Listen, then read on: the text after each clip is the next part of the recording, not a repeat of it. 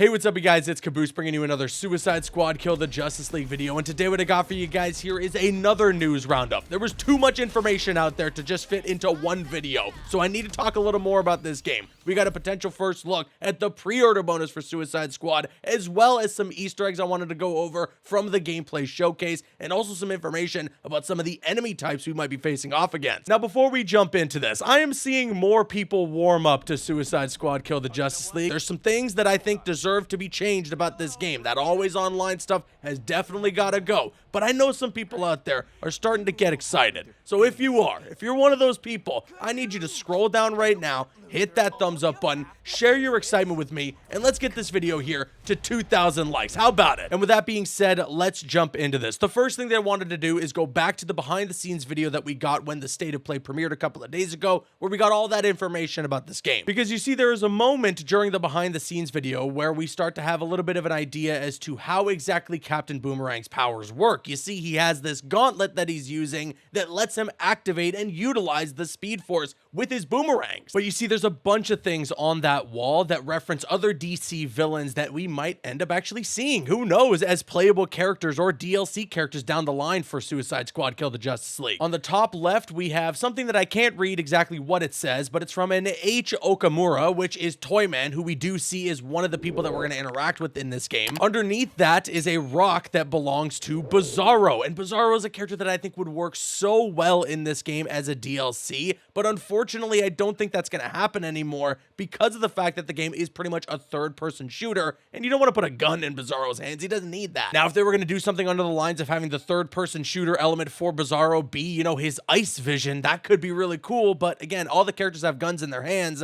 so I don't know if it's going to work out. And I am a little bummed out about it strictly because of the fact that if we had Bizarro as a DLC character, it totally would have been a proof of concept from Rocksteady about Superman being a playable character that could totally work in a video game. Moving on though, below the rock, we see something that I think is extremely important, something that might be the most important thing we have seen in Suicide Squad Kill the Justice League thus far, and is a character that deserves to be playable, and I really hope ends up on the DLC roster, and that's the condiments for Condiment King.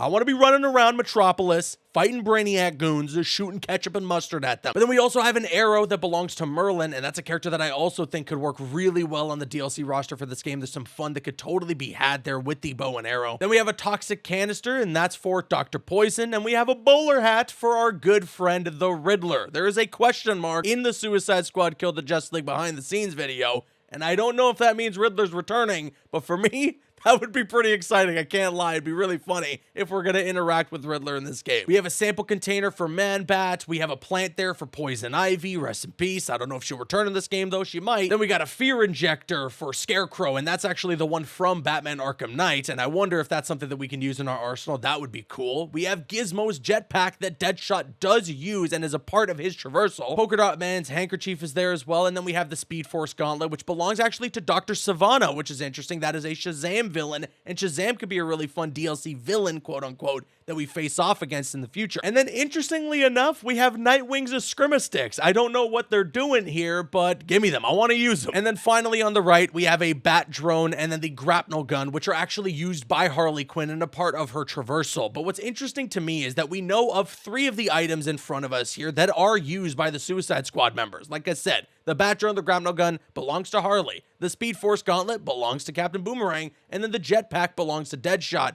So what amongst this wall here does King Shark end up taking? Probably nothing. I mean, he's like a literal god, so, you know. But in one of the previous trailers, we do see that he's wearing Riddler's bowler hat, and I think it suits him really well, actually. Let's move on, though, now later on into that behind-the-scenes video. They talk about the gear. They talk about some of those status effects. You know, you can have Bane gear in the game that does some cool things with the Venom. And while they're in the gear menu, you can also see that there's this deep freeze effect, so there's definitely going to be something Mr. Freeze related there with the gear stats that you could do, and that's pretty cool. But if you pause at just the right moment when they're going over some of King Shark's melee weapons, you can see see that there is a stat on one of the gear pieces that he has that says plus 22% melee damage on Batman-infused enemies. Later on in the video, we see Captain Boomerang come across a building that's clearly been vandalized to look like a Batman tower, essentially. So I wonder if that's where those Batman-infused enemies are. But clearly that also means that there's going to be enemy types like Superman-infused enemies or the Flash-infused enemies. And I'm very interested to see what that ends up looking like. Next up in the news, the potential pre-order bonuses for Suicide Squad Kill the Justice League. Now, I believe one of the videos that was uploaded for this game has a look at this for like a single frame in the video, and it might have been by accident. Nevertheless, someone screen grabbed it and posted it online, and you can see here that maybe, we don't know just yet if these are the pre-order bonus suits, but if they are, it is the classic looks for the characters. I'd like to point out that they're not all the first appearance looks, because technically Deadshot's is not the first appearance, but they are pretty much the first looks that we've gotten at these characters, and Deadshot's suit looks so good, and I'm really glad that they're bringing back Harley's classic costume that we saw in Batman Arkham Knight, which, by the way, she canonically wears in the Arkhamverse. She wears it in the Batgirl DLC. We also already got an official look at the classic Captain Boomerang suit, and it's goofy in all the best ways. I mean, I love it, and I'll definitely use it.